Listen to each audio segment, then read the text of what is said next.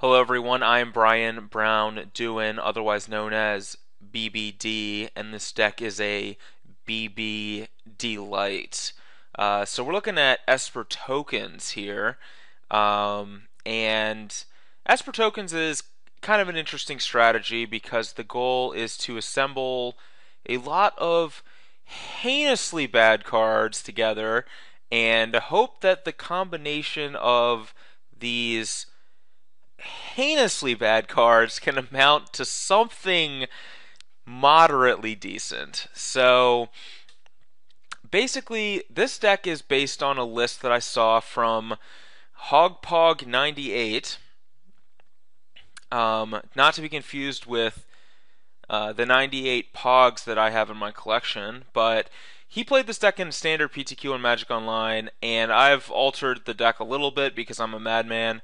But I'm going to be basically playing pretty close to his 75. So, one thing I want to say about this deck is that these hidden stockpile anointed procession decks have existed for a while, but they got a huge boost in Ixalan with Legion's Landing, which is just a huge addition to the deck, and also Treasure Map, which I could take it or leave it, but it's very good in the matchups or games where it's good. It'll take over the game by itself. So basically, the point of the deck is that you use Anointed Procession to double token generation, and Hidden Stockpile lets you start creating tokens at the beginning of every end step via Revolt triggers, which you can get through either the stockpile's ability itself or through other means like trading in combat or casting the backside of start finish or evolving wilds, playing a second Legion's Landing because they're legendary, things like that. So basically, the goal is to just assemble a huge swath of tokens, and then you have things like Anointer Priest to gain you a lot of life when you start doing that to kind of take over the game. So once this deck gets going, it starts gaining absurd amounts of life and really can't be beaten. And Legion's Landing is a huge part of that because before you could do something like maybe cast a Wrath, something like a Fumigate, clear the board, and the deck's left with nothing to follow up with.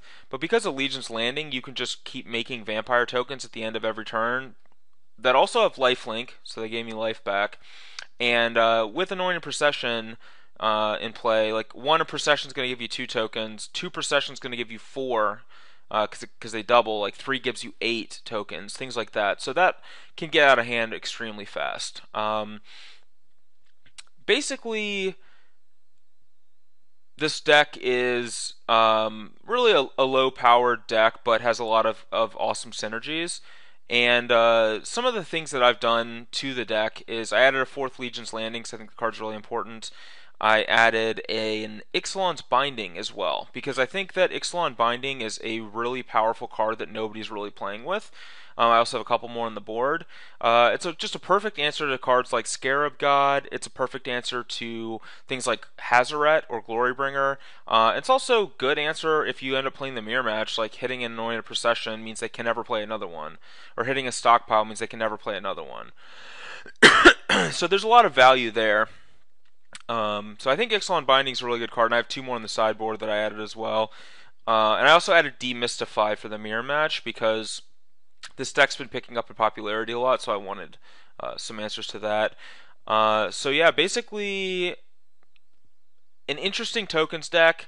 I've played a little bit with the deck, but not that much, so I can't say that I'm super proficient with it yet. But basically, I think this is going to be like, a learning experience for myself and hopefully you as well to see if this deck can hang with other decks in Standard. It's definitely a cool deck. There's no denying that. But the question is it a good deck? So hopefully these 5 matches will help give us a little bit of an idea of how good the deck is. So, yeah, that's all I got. Let's jump into the games.